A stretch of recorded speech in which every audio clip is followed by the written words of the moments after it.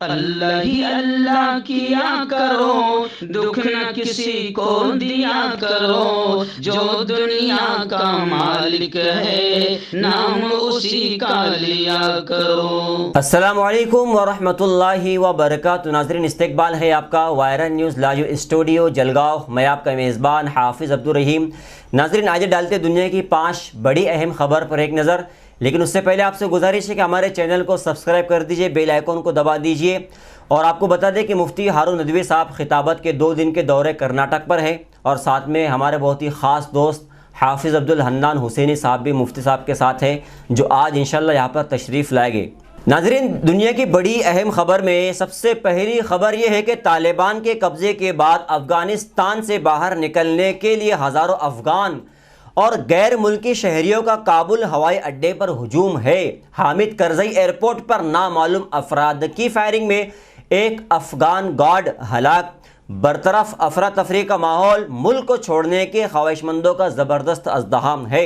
आपको बता दें कि इस दौरान पीर के रोज़ मगरबी मुल्कों की सिक्योरिटी फोर्सेस की फायरिंग में एक अफ़गान गार्ड हलाक हो गया। जर्मन मुसल्लह फोर्सेस ने पीर के रोज़ बताया कि काबुल हवाई अड्डे के शुमाली गेट के पास लोगों के हुजूम को कंट्रोल में करने के लिए अमरीकी और जर्मन फोर्सेस को फायरिंग करनी पड़ी। इसमें एक अफगान गार्ड और 3 दीगर लोग जख्मी हैं। जर्मन मुसल्लह फोर्सेस ने ताहम ये वाज़ेह नहीं किया कि हलाक होने वाला अफगान गार्ड आया तालिबान जंगजू की तरफ से हवाई अड्डे की हिफाजत के लिए तैनात तो नहीं किया गया। एयरपोर्ट पर अफरा तफरी खबर रसा एजेंसी AFP के मुताबिक जर्मन फोर्सेस ने बताया कि पीर की सुबह को ये लड़ाई अफगान सिक्योरिटी फोर्सेस और नामालूम हमला आवारों के दरमियान हुई।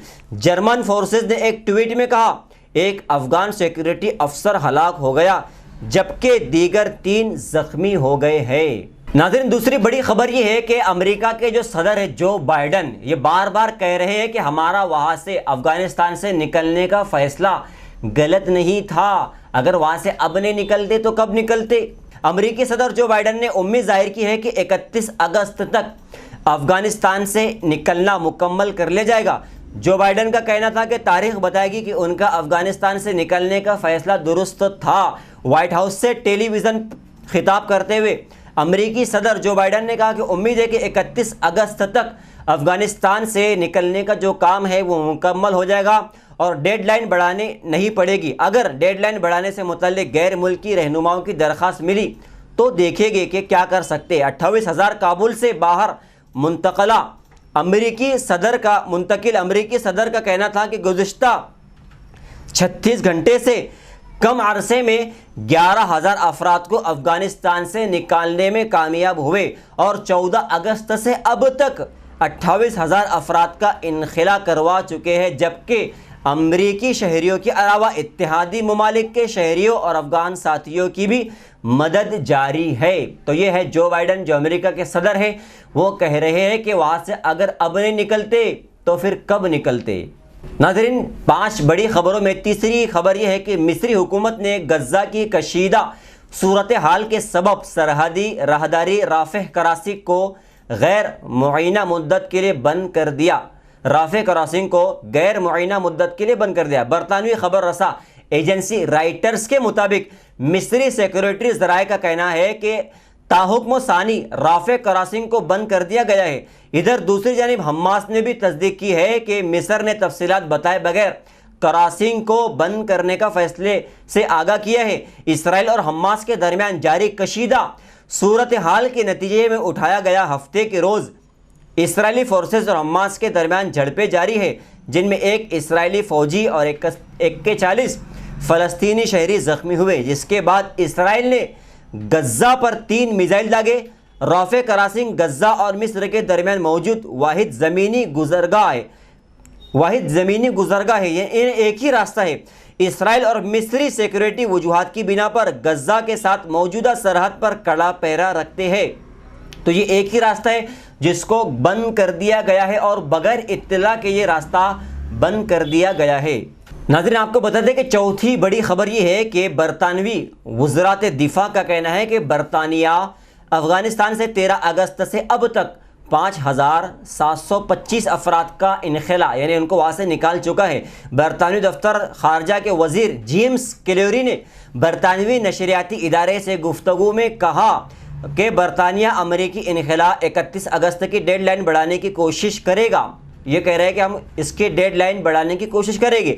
बरतानवी वजीर ने कहा कि हमारे पास ज़्यादा वक्त होगा तो ज़्यादा से ज़्यादा लोगों को निकाल सकेंगे। दूसरी जानिब बरतानवी वजीर आज़म बोरिस जॉनसन ने अफगानिस्तान के मामले पर मंगल को G7 ममालिक का इजलास बुला लिया। G7 इजलास में अफगानिस्तान से निकलने वालों की बहिफाजत मुंतकिली से गुफ्तगू होगी, इसके मुतालिक बहस होगी। G7 इजलास में अफगान शहरियों के बहरान से बचाने के इक़दाम पर भी तबादले ख्याल होगा। जो बाइडन कह रहे हैं कि हम डेडलाइन नहीं बढ़ाएंगे, उससे पहले काम कर लेंगे, लेकिन बरतानिया के वज़ीर आज़म कह रहे हैं कि डेडलाइन बढ़ानी पड़ेगी ताकि ज़्यादा से ज़्यादा लोगों को वहाँ से निकाल सके। नाज़रीन, पासवी बड़ी अहम खबर है कि 31 अगस्त तक हर हाल में अफ़गानिस्तान छोड़ देने की वार्निंग ये तर्जुमान सोहेल शाहीन तालिबान की तरफ से अमेरिका को मिली है।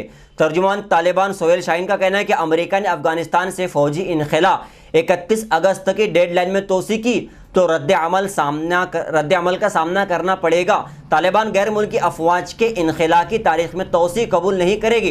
बरतानवी मीडिया को इंटरव्यू में तर्जुमान तालिबान सोहेल शाहीन का कहना है कि अफ़गानिस्तान में गैर मुल्की अफवाज के निकलने में तोसी का मतलब अफ़गानिस्तान पर कब्ज़े में तोसी का होगा।